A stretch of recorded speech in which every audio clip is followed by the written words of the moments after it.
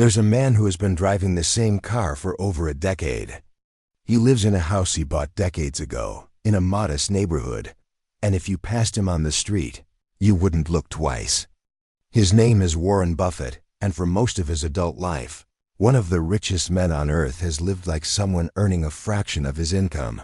This isn't an accident. It isn't modesty for the sake of image, either. It's a pattern. And once you start looking for it, you'll find it again and again among people who have quietly built real, lasting wealth, a set of habits, decisions, and ways of thinking that rarely make it into the headlines because they aren't flashy enough to sell magazines. Today, we're going to look at 10 of them. Not motivational slogans, not vague advice about believing in yourself. Real, observable patterns backed by research, by history, and by decades of financial behavior that separate people who build wealth from people who simply look wealthy. By the end, you'll understand not just what these secrets are, but why they work and why so few people ever apply them. The wealth you can't see in the 1990s. Two researchers, Thomas Stanley and William Danko, set out to answer a simple question. What do millionaires actually look like? They expected mansions, luxury cars, designer clothes. What they found instead surprised even them. The typical American millionaire, according to their research published in the Millionaire next door, didn't drive a new car. Many drove used vehicles. They didn't live in the most expensive neighborhoods. They shopped for deals. They were, in most visible ways, unremarkable. Meanwhile, many of the people who looked rich, the ones with the least luxury cars and the designer wardrobes, were often quietly drowning in debt, spending far beyond what their income could sustainably support. This is the first secret, and arguably the foundation for everything else. Visible wealth and real wealth are often opposites. The moment you spend money to look rich, you're spending money you could have used to actually become rich. Every dollar has only one job to do. It can either sit in your pocket working for your future, or it can walk out the door signaling status to strangers who statistically aren't paying that much attention anyway. This doesn't mean wealthy people never spend on nice things.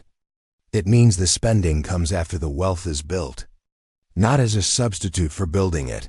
The debt paradox. Here's something that confuses a lot of people. Some of the wealthiest individuals and companies in the world use debt constantly. Real estate investors leverage mortgages. Corporations issue bonds. Even Buffett's own company, Berkshire Hathaway, has used debt as a financial tool. So how does this square with all the advice to avoid debt? The answer lies in a distinction that rarely gets explained clearly. Not all debt is the same. There's debt that buys you a depreciating lifestyle. Credit card balances on things that lose value the moment you own them. And there's debt that buys you an appreciating or income-producing asset, a mortgage on a rental property, a loan to expand a profitable business. The wealthy tend to be ruthless about avoiding the first kind while remaining comfortable with the second. It isn't that they fear debt. It's that they interrogate it. Before taking on any liability, the question isn't, can I afford the payment? It's, what is this debt actually buying me? And will it make me money or cost me money over time? Most financial stress in ordinary households doesn't come from debt itself.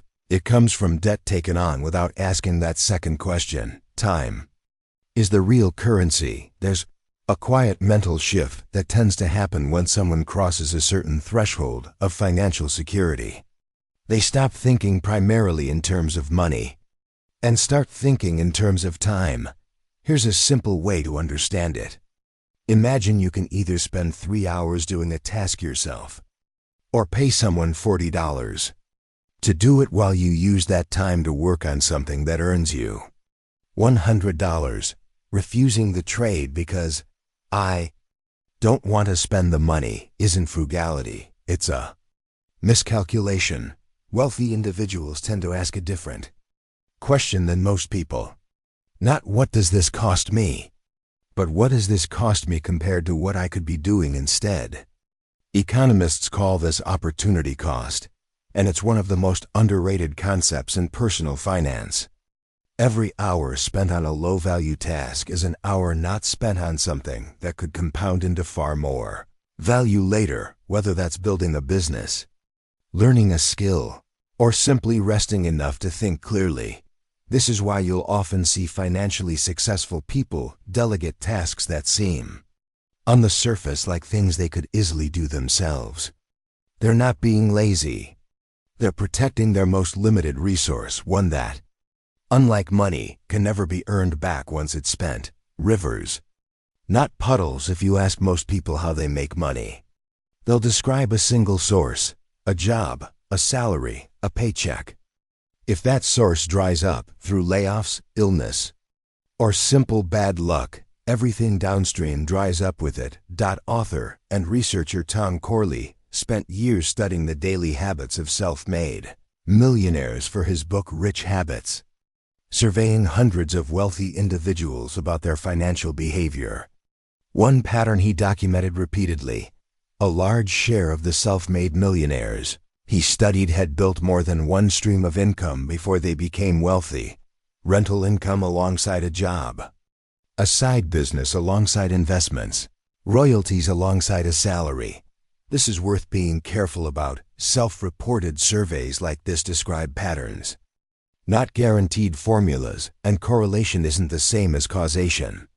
But the underlying logic holds up regardless of the exact numbers. A single income source is a single point of failure.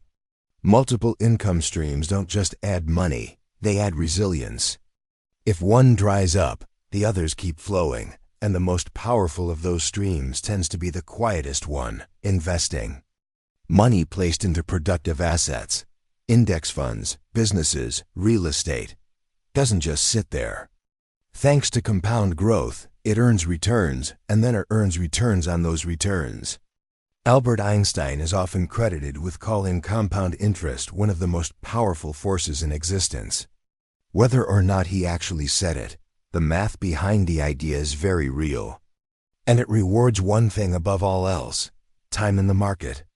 Not perfectly timed entries into it. The mind of the wealthy wealth isn't only built through spreadsheets and income streams.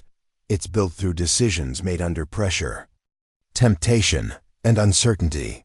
And this is where psychology enters the picture.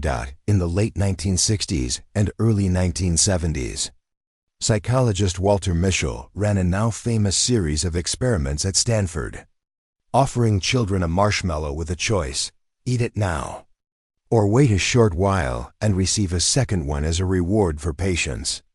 In follow-up research years later, Mischel and his colleagues found that the children who were able to delay gratification tended to show better outcomes on a range of later life measures. The study has since been debated and refined by later researchers, and the original effect appears smaller once family background is accounted for. But the core idea illustrates remains widely useful.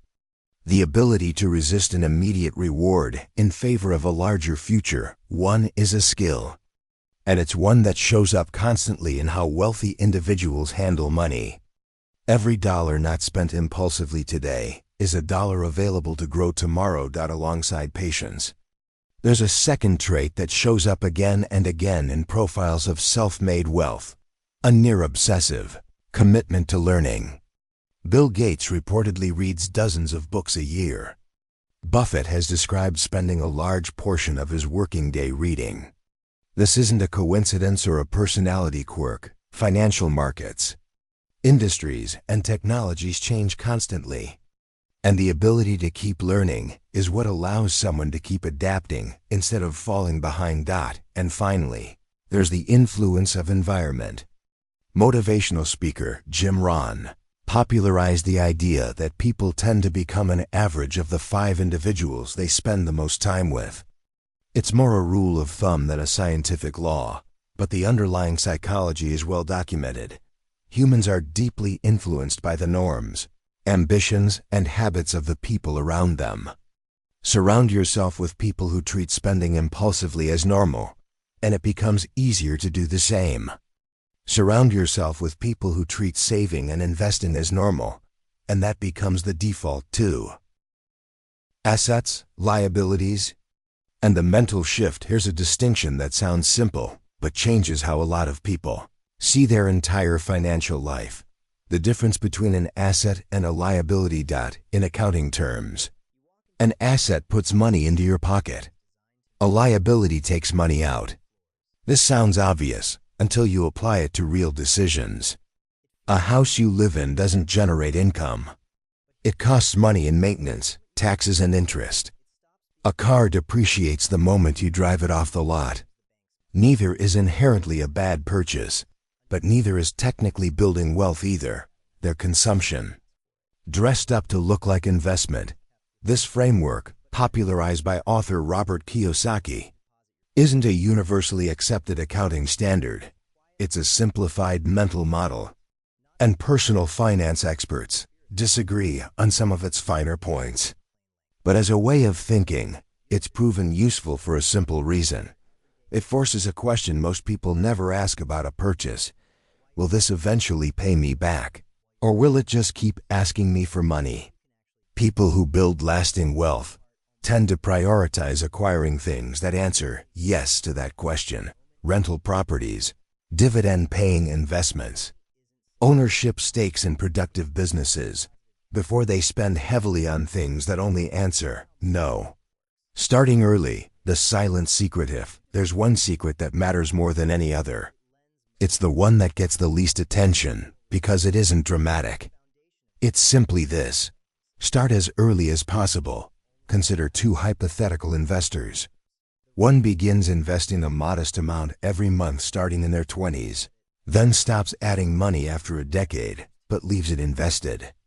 The other starts a decade later and contributes for the rest of their working life, investing far more total money. Under long-term historical average market returns, the earlier investor often ends up with more money at retirement than the person who invested for twice as long but started late. This isn't a guarantee. Markets fluctuate, and past returns don't determine future ones, but the underlying mathematics of compounding is consistent. Time in the market does more work than almost any other single variable. This is precisely why so many wealthy individuals talk about starting young, even with small amounts, rather than waiting for the right moment or the right amount of money to begin. The right moment, mathematically speaking, was always going to be the earliest one. None of these 10 secrets are complicated. None require insider access, luck, or a windfall inheritance. Living below your visible means. Using debt strategically instead of emotionally. Valuing time as much as money. Building multiple income streams. Letting investments compound quietly in the background. Practicing patience. Reading constantly. Choosing your environment carefully. Distinguishing assets from liabilities. And starting as early as possible. What makes them secrets isn't that they're hidden, it's that they're unglamorous. There's no headline in "I invested a modest amount every month for 20 years." But that quiet, unremarkable consistency is, more often than not, exactly what real wealth looks like, right up until the moment. It doesn't need to hide anymore. If this gave you a clearer picture of how wealth is actually built, consider subscribing for more videos like this one.